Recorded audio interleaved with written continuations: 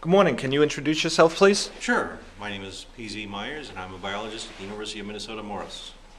And what is your main interest in promoting rational thinking? My interest is in creating a world I can live in and that my children can prosper in. And that involves less superstition and more competent decision making. Before we get into some of the more philosophical aspects of this, what are your actual research interests? What are some of the things that you work on? I'm a developmental biologist, and also interested in evolution. So I'm doing things like looking at how developing processes vary in natural populations. And one of the things that you've blogged about a lot is science education. Yes. In the United States. What can you say about the situation of science education in the United States, or lack of situation of it? Oh, there's a situation, all right, and it's dire. We're in horrible shape, and the thing is that if you damage education now, that means 10 years later, 20 years later, 30 years later, you are paying the price. So the fact that we've got such a lousy educational system right now means we ought to be panicking about what's going to happen when this generation grows up and is out looking for jobs and is going into education itself. What are some of the problems with, and then we'll get into what you think some of the solutions should be. Right. Well, there are a lot of problems. I would say first and foremost, the biggest problem we have right now is the way schools are funded. We all go through this, right? Periodically there are these levies on property taxes and so forth in our areas, and it's actually put to a popular vote whether we will support public education. And then what you find is that there are all these people who get out there and in a remarkable case of short-sightedness say, no, we're not going to support public education. You know, every time when these levies come up, I go in and I can't imagine voting no on them, but people do. So what we need is a more reliable, more stable source for funding education. Something where the government actually guarantees that there will be a reasonable sum of money set aside from government funds to support public education in the state or at the federal level, and no more of this Mickey Mouse nonsense of begging and pleading for pennies from the public. It just doesn't work. But that, as you say, just addresses the funding issue. How do you actually address improving the science curriculum issue? Well, you know, the funding issue is a big one because you can't teach without funding. Yeah, and you know, everywhere you look, when you have a well-funded school, you have a good school. And one of the reasons is simply that... Is that absolutely true? Well, it's not going to be absolutely true. You know, there will be variation. Because what I'm about to say is the reason is that the quality of an education depends on the quality of the teachers. Who wants to be a teacher right now when you're going to go in and get paid diddly for it? You're going to receive little respect from the public. You are going to be disrespected by the administration because they will not allow you to have your own private views, right? We know this because atheist high school teachers are in fear for their jobs. Simply the fact that they are not going to church can cost them their livelihood. And what you get then is this triumph of mediocrity, where we get poor teachers into the program. You know, if you had some specific policies where, you know, like most government jobs, they cannot monitor your every moment of your private life, except if you're a public school teacher. There you are held accountable for everything. Then on top of that, you know, they're not being paid a decent wage. So first, let's fix that. And then, of course, what you got to do is another problem is science standards. Right now, we have local science standards. Every state has their own set, right? So every couple of years, we get together a group of community people, teachers, scientists at meetings, and they sit down and they try to hash out exactly what should be taught in the public schools. And they issue rough guidelines. You know, they say, okay, this year you should be teaching earth science, and they should learn about, you know, what kinds of rocks there are, whatever. And we go through this periodically. I think in Minnesota it's every 5 years. And what has happened is it's been a politicized process. We actually had quite a bit of ferocious yelling going on in Minnesota a couple years ago because we had a Board of Education director who was a creationist and was trying to pack this process with creationists. So we got to get away from that. And what we should have is national science standards, so we can have some kind of uniformity, so that when you're going to school in Alabama, you also have some dictates from on high that say, yes, you have to teach evolution in your biology courses. Because right now, the teachers are skipping all that. So those are the two big things, I think, is more money and a better science curriculum that's dictated at a higher level than this thing where it's constantly at the whims of local school boards. Talking about the science curriculum, there were, it started with Kansas, and now it's with Texas with the textbooks, and then with Tennessee, yeah. I believe it is, with this academic freedom. Right. Type of thing. It's a game they play, yes. And I see the academic freedom one. The textbook is blatant. What Kansas did was blatant. But this academic freedom one, can you talk about that and how insidious that is? The academic freedom it's a lie. It's like many Republican policies where you give, like the Clear Skies Initiative, which is actually about promoting pollution, in essence. The academic freedom argument that they're making is not about academic freedom. It's about reducing academic standards.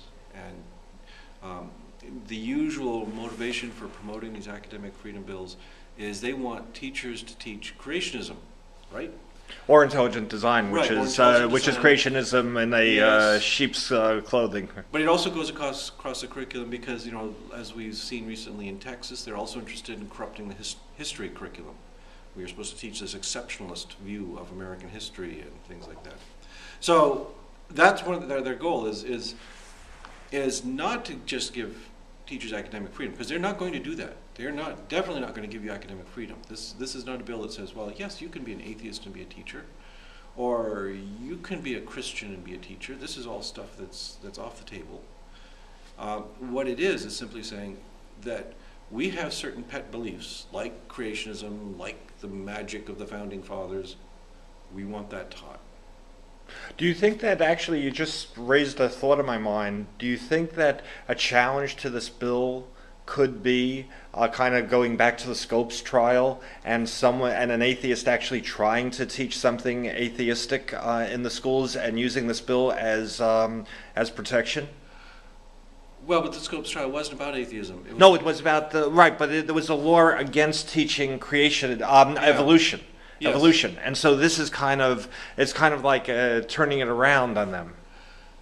Yeah, well, yeah. Except, the thing is that we don't want to go the other way, and we don't want to have a bill that says you are not allowed to ever mention the word creation in the classroom, right? Because I actually mentioned creationism in my classroom. We openly discuss the flaws of creationism. What we want is a general principle is that what is taught in the schools ought to be the best science available. That we should not make exceptions to give poor science a privileged position and be placed in the curriculum, which is really what they want.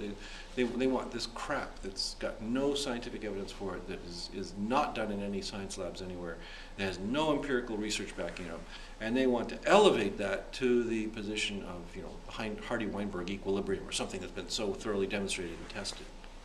So that's what we've got to stop. And I think one of the things we have to do first is just mention academic freedom bills are not about academic freedom. They're about enforcing and privileging a particularly poorly supported view. And it's also implying that that K through 12 teachers have the ability to determine what to have the scientific knowledge to be able to really discuss some of these controversies versus and be able to go off script from a curriculum. Right. Yeah. Also, another factor here is there was a a month or so ago, there was an article in Science where they surveyed high school science teachers. Maybe you've seen this.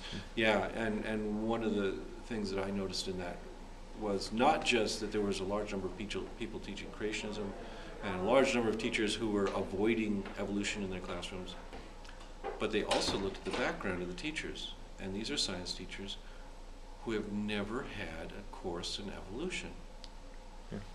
How do we do that? I mean, that's My daughter, 2 years ago, I went to the parent-teacher conference, and she had told me during the section that they were supposed to teach evolution, the teacher never mentioned the word evolution, and I asked the teacher about this. I complained to the superintendent. I don't know if that was the reason, but the teacher wasn't teaching the following year. So at least sometimes there's small victories. Citizens should step up and make it clear. Yeah. In terms of the government, how do we get rational scientific thinking into government policy? This is a chicken and egg thing. It's this cycle that's going on. Obviously the way to get better science policy is to vote the rascals out. I mean, how does Steve King get elected every term? And how do I'm embarrassed because I'm from Iowa every time he makes a comment. That's why I mentioned him. Or Michelle Bachmann from my state. That we're basically electing a bunch of idiots, and it's not the idiot's fault.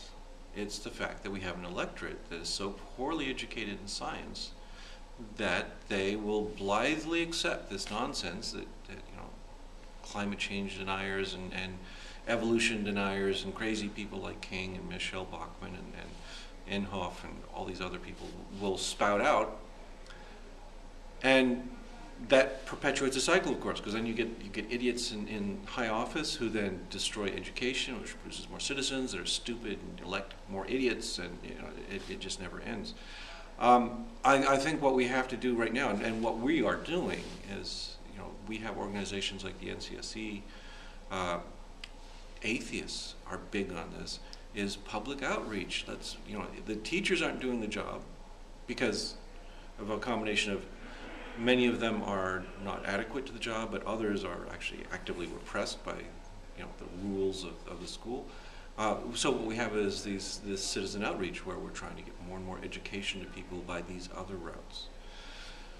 And how are we going to get out of the cycle? Well, I think that's how we have to do it, is we have to keep hammering on it, keep promoting science, and in the case of this meeting, I'm all for promoting more atheism, because getting rid of religion that's another factor that's corrupting the whole process. Gradually, what we hope is more and more voters will be sensible and rational, and we'll get more and more rational politicians. Because the cycle could be reversed. If we had an educated electorate and Steve King came up for office, they would laugh him out of the position. And so you'd get. We can only hope. We can only hope, but it's going to take a combination of things to get that to happen. Yeah. How can our listeners find you and your blog and your website? The URL of my blog is scienceblogs.com/pharyngula, which nobody can ever spell. It's PHARYNGULA. But more easily, if you just Google PZ, that's enough. I'm right there near the top. Near the top. Great. Well, thank you very much. I really appreciate it. My pleasure.